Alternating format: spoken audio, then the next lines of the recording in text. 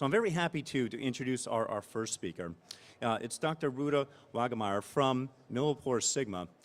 She is the Director of Worldwide Emerging Biotech Market, and she's also in sales development with the Global Pharma Processing Group. They've launched a brand new initiative called the Go Beyond initiative, and Ruta's going to give us a review of tomorrow's biopharma landscape from the emerging biotech perspective. So with that, Ruta. Thank you, Brian.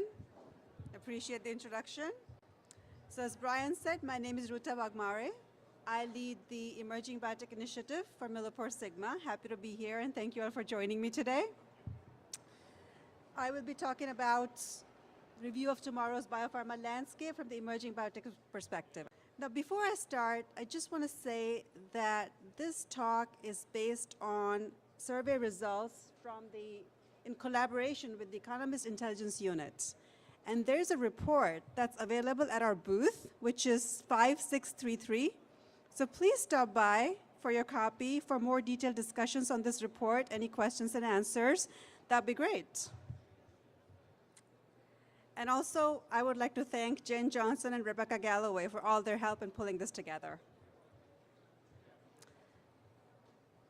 So emerging biotechs, for this particular survey, they were defined as companies with 500 million or less in terms of the revenue. So just keep that in mind. That's what we mean by emerging biotechs. I don't think anybody would be surprised to see this, venture financing. Emerging biotechs reported lack of funding or funding concern as the number 2 risk impacting their growth strategy despite the rise in venture financing. When it comes to venture financing, either the number of deals have been going up or the amount per deal has been going up. Now, as this data shows, in North America, the amount per deal has been going up. The number of deals has kind of been consistent. In Asia, on the other hand, both the number of deals and the amount per deal has both been going up. Now, if there is money available, then why is this a concern for the emerging biotechs? And the answer to that really is competition. I mean, between 2014 and 2015, there was a 17% increase in the preclinical molecules worldwide. That's big. There's a lot of biotech startups out there, and actually the venture capitals can't afford to be picky. So there's competition. But also, as a result of this survey, I was really glad to see the optimism that the emerging biotechs shared, even though this is their concern. So where do the emerging biotechs want to go? What's their strategy? Emerging biotechs are planning to add production and/or development capacity or grow market share with very keen interest in emerging markets: BRIC, MIST, Middle East, and Africa. 23% of small players listed investing in production facilities in emerging markets as their main strategy for manufacturing new drug and therapy products in the next 5 years. Now, why is this a strategy for them?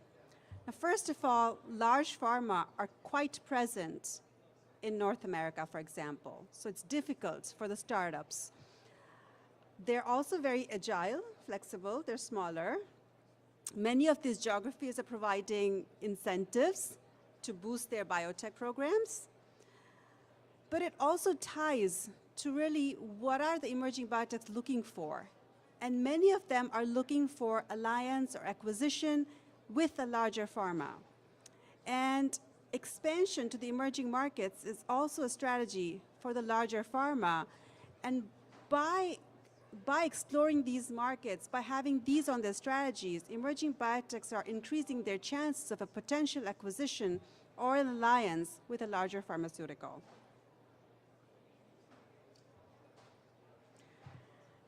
I found this slide quite interesting. We know where the emerging biotechs are going. What are they working on?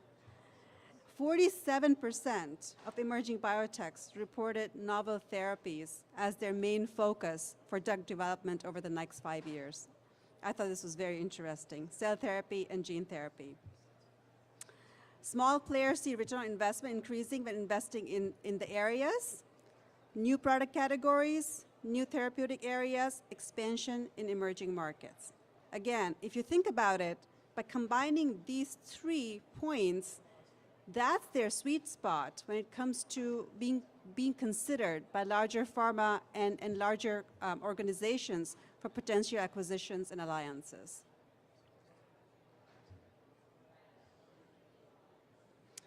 So now we know a little bit about the strategies that emerging biotechs are looking at over the coming years. With strategies come risks as well. In terms of manufacturing and development of new drug and therapy products, the risks that came out of this survey were scale up and supply demand, IP protection, and cost control. And how are emerging biotechs planning to mitigate those risks? I don't think anybody would be surprised to see the answers to that, because emerging biotechs have always relied heavily on the network of consultants that they use. And that was pretty obvious in the responses. 48% said investing in outside expertise, half said enhancing internal capabilities, and 38% said engaging in local partnerships.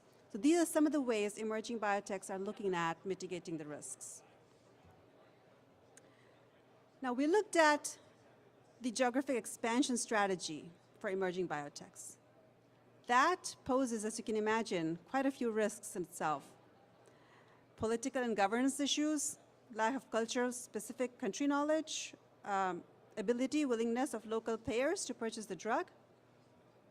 But again, as I said in the beginning, I was really happy to see the optimism in the emerging biotechs. 82%, most emerging biotech surveyed are somewhat or very optimistic about bringing new drugs to market despite all the barriers that they have. I want to change the gears a little bit and leave a thought with those of you who are working on molecules and our emerging biotech companies. When you have a molecule in development, most emerging biotechs are thinking about transferring it out at some point to a partner, to a larger pharma. And I want to leave the consideration with you that think about this. The earlier you transfer the molecule out, the less revenue potential you realize for that molecule.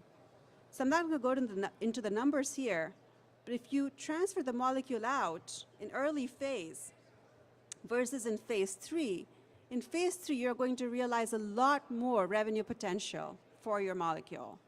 Yes, I understand there are risks associated with that, but hopefully you believe in your molecule and want to hang on to it. And there are vendors such as Sigma that are there to help you with process and services for you to be able to hang on to your molecule longer and be able to realize more of the revenue capture as you transfer it out later. So just something to think about as you think of your strategy. Now, a year ago, actually, at Bio 2015, we held an Emerging Biotech Executive Summit where our president and CEO, Dr. Udit Batra, spoke with 40 executives from emerging biotechs. And what they told us about the needs was around funding and business partnership, technical partnership, and production of clinical batches as their main needs. We're not a bank, so obviously funding is a bit different, but I do want to say that we understand all the needs that emerging biotechs have told us and have done something about them. So when it comes to funding, we have launched the Emerging Biotech Grant Programs worldwide. We launched it in North America in 2014, in China in 2015, and this year we have Europe, where we invited emerging biotechs to tell us how we can help them and then awarded a prize. We also held the Emerging Biotech Executive Summit, where we made connections and provided business insights. And we're looking to launch an online emerging biotech community through digitalization. In terms of technical partnership and production of clinical batches, we obviously have the products and services, and our Provantage end-to-end offering as well. So again, keep in mind, think about hanging on to your molecule longer and utilize the expertise that vendors like MilliporeSigma bring to you. So going back to the strategy for emerging biotechs, geographic expansion, novel therapies, some of the regulatory concerns that we heard from you, what do you do to mitigate the risk and maintain control, and how can we help? We're here for every aspect of this to partner with you. When it comes to geography, we're globally present with operations in 67 countries. We have 10 MLab collaboration centers worldwide, and we have our local personnel and expertise for you to help with process development and services. When it comes to your pipeline or your molecules, we have the Provantage end-to-end services that allow emerging biotechs to control risk and keep control of your molecule.